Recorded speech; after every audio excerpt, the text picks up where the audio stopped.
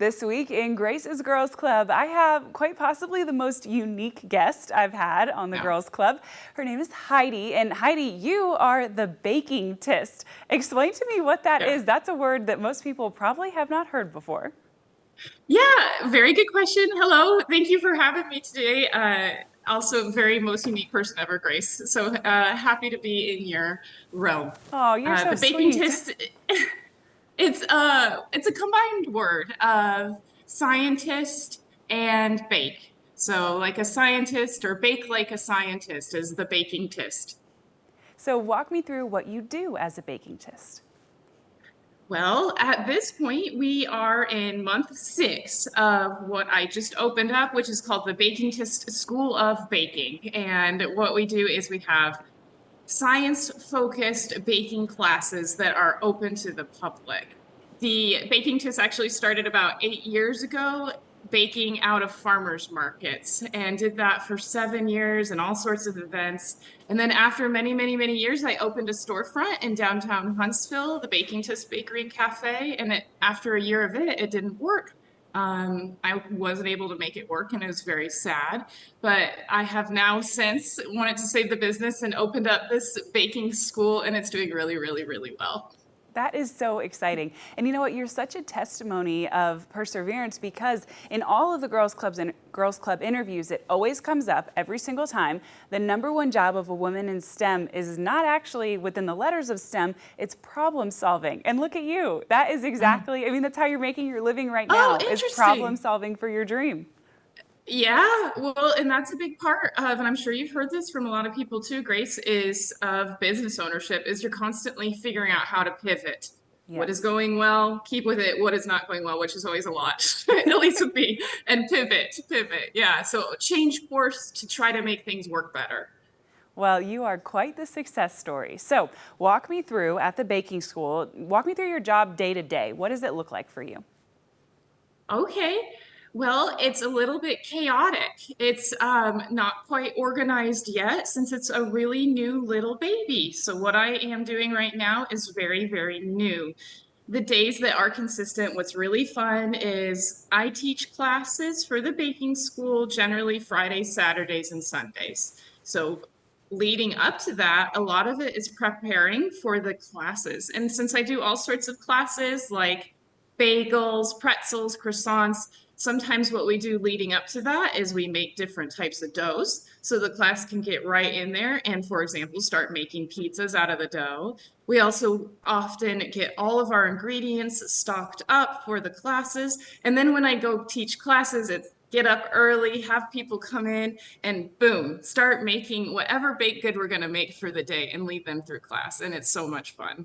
That sounds like so much fun. So what could people expect when they go to your class? How do you really focus on the practicality of combining science and combining baking? Yeah, that's a really good question. What people can expect when they come to a class at the Bakingtist School of Baking is a very hands-on experience. I want people to be able to learn from doing. So they'll get in there and pretty much straight from scratch for a lot of our fundamentals class, get their hands in flour, get cut up some butter, get messy. And all along the way, I will add in tidbits of how is what you're doing right now related to science. And we also really focus on a lot of observational learning. What are you seeing right now? What are you smelling? What is different with this dough than the one we just made? And all of that is just kind of this journey of discovery and learning the technicalities of the baking and the baking science relevant to what we're doing.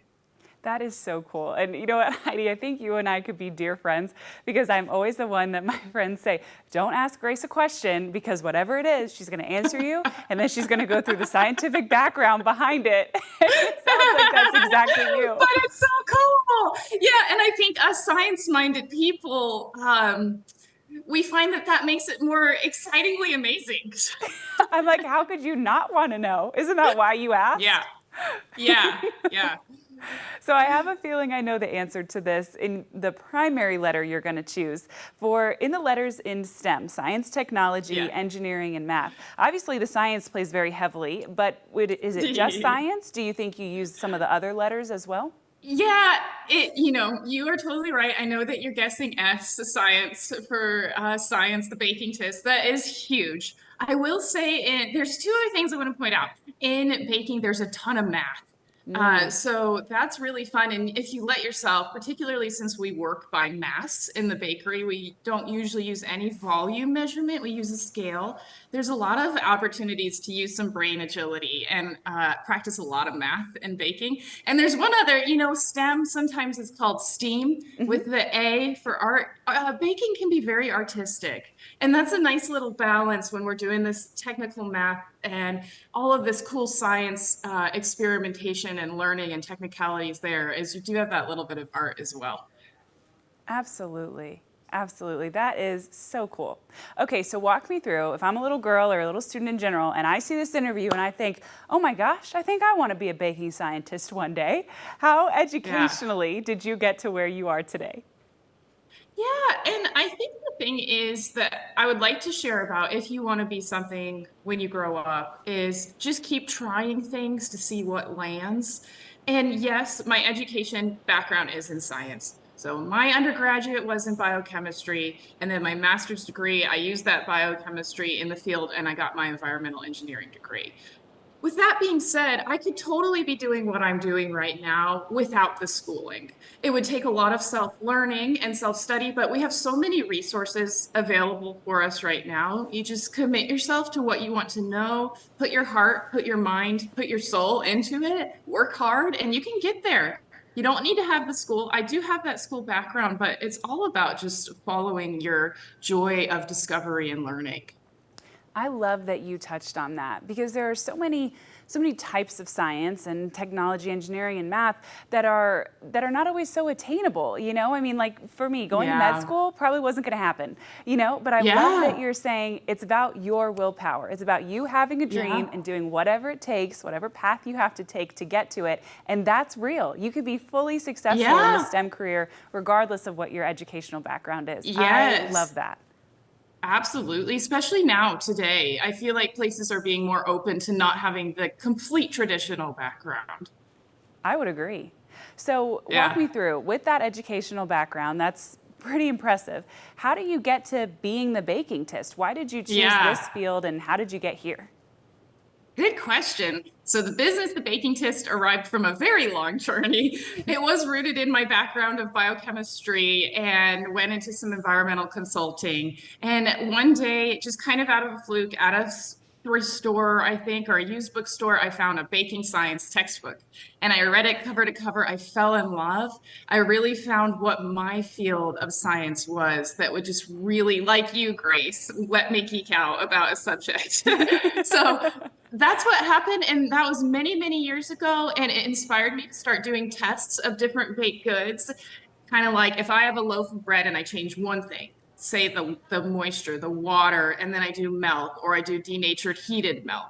What was cool is I would go share those little tests with my friends or my family. And it was just this fun little opportunity to see, taste, smell how science can change the outcome of the baked good. And then that would open up just this really safe space to talk about science. And boom, that's where I was like, this is going to be my way. I want to be able to help save the world with math and science through baking.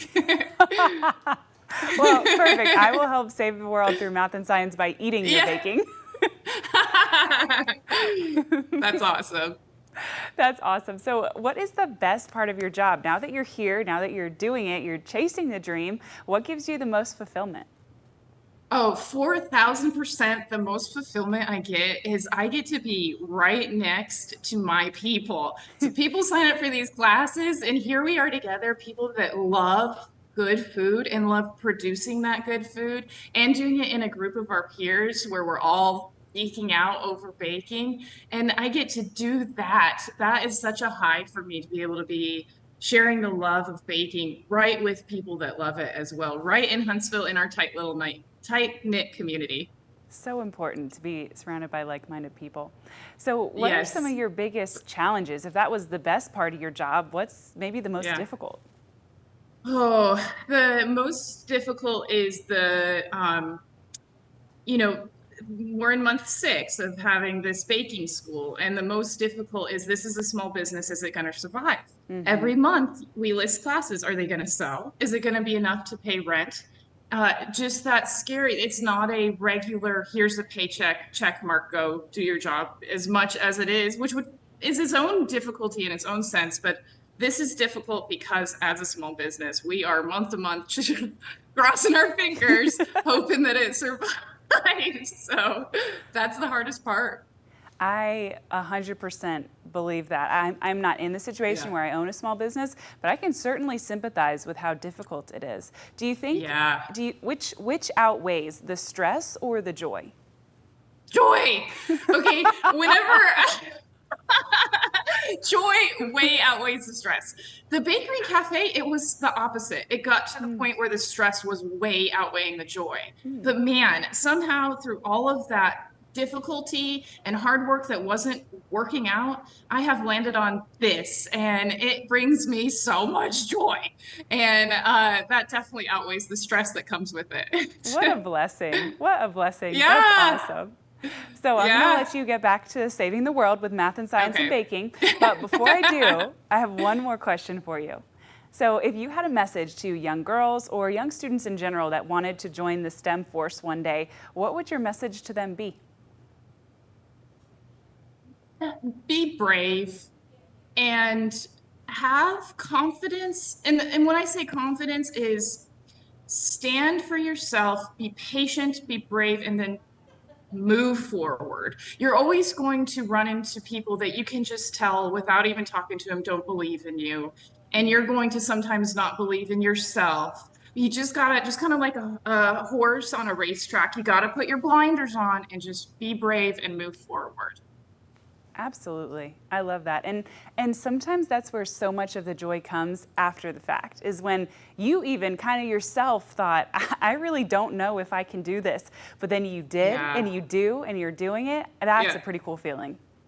Yeah, likewise, Grace. You are doing it and you're crushing. Well, thank you. There were a few of those upper level math courses in college where I did not know that we could do it. But I empathize with that. Differential equations comes at you like a brick wall. Yeah. Well, Heidi, I will let you get back to your busy work day, but this was incredible. Thank you so much for sharing your time and your expertise with us. Thank you, Grace. Have a great rest of the day. Thanks, you